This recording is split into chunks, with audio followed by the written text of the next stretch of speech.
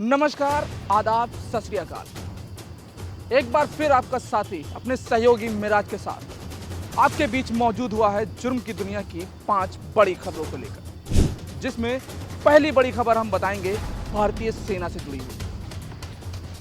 लद्दाख में एलएसी के पास चीनी एयरफोर्स का युद्ध अभ्यास करने का खुलासा हुआ। चीनी एयरफोर्स की बात की जाए तो उसके द्वारा वायु रक्षा के हथियारों का भी इस्तेमाल करने का बात सामने आई है। इस घटना को लेकर एयरफोर्स के द्वारा कड़ा रुख अपनाया गया, तो वहीं जब वार्निंग दी गई तो यह एयरक्राफ्ट वापस लौट गया।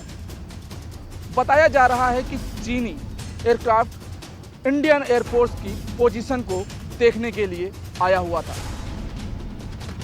चीनी एयरक्राफ्ट इंडियन एयरफोर्स की रडार पर भी है। तो वहीं बात की जाए केंद्रीय रक्षा की मंत्री की, तो उनके द्वारा भी इस घटना को लेकर कड़ा रुख अपनाया गया है। तो वहीं जो इंडियन आर्मी एयरफोर्स कर्मियों को अलर्ट रहने को कहा गया है।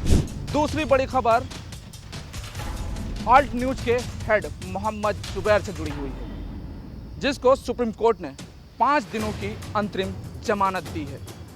जमानत के तौर पर 2 शर्तें भी लगी हैं कि इस जमानत से संबंधित कोई भी बात ना तो ट्विटर पर ना ही सोशल मीडिया पर उसके द्वारा लिखा जाएगा।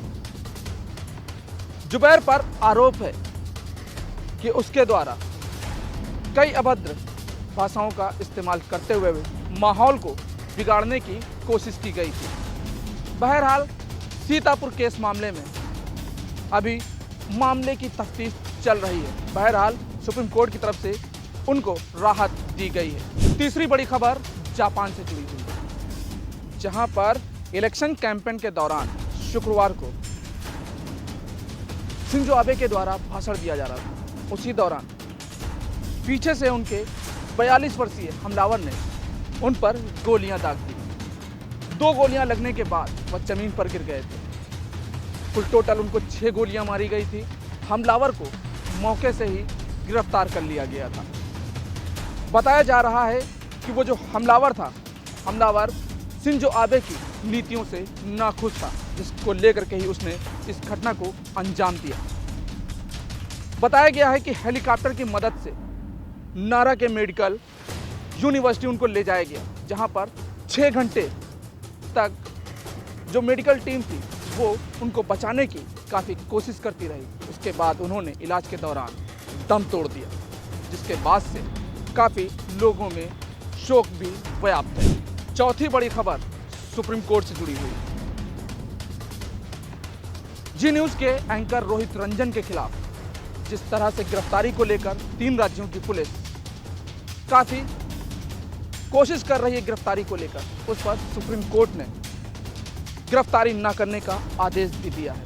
उन्होंने कहा कि इस मामले में उनके द्वारा आदेश दिया जा रहा है कि रोहित रंजन की गिरफ्तारी कोई भी पुलिस नहीं करेगी। रोहित रंजन पर आरोप है कि उनके द्वारा राहुल गांधी के बयान को तोड़ मरोड़ कर पेश किया गया था। गिरफ्तारी से बचने के लिए रोहित रंजन की तरफ से कोर्ट में याचिका भी दायर की गई थी, जिसके बाद ही सुप्रीम कोर्ट ने ये आदेश जारी किया। इस आदेश के बाद बात की जाए छत्तीसगढ़ पुलिस और रायपुर पुलिस की, तो दोनों के द्वारा कोर्ट में याचिका दायर करने की बात कही जा रही है। 5वीं और आखिरी बड़ी खबर इटावा से जुड़ी हुई है। इटावा में एक दुल्हन के द्वारा शादी के दौरान शादी से इनकार कर दिया गया। बारात घर तक पहुंची। इस दौरान जब दुल्हन ने मना किया तो मामला थाने तक भी पहुंच गया, लेकिन थाने पर भी कोई हल नहीं निकला। अब आप कहेंगे कि शादी से इनकार क्या दहेज की मांग, जबकि ये दहेज की मांग नहीं, केवल रंग की बात है। दुल्हन ने कहा दूल्हा काला है, इसलिए उसको दूल्हा पसंद नहीं है, क्योंकि जो फोटो दूल्हे की दी गई थी उसमें इसकी जो रंग है वो अलग था, लेकिन इस समय उसका रंग अलग है। इस वजह से उसने शादी से इनकार किया।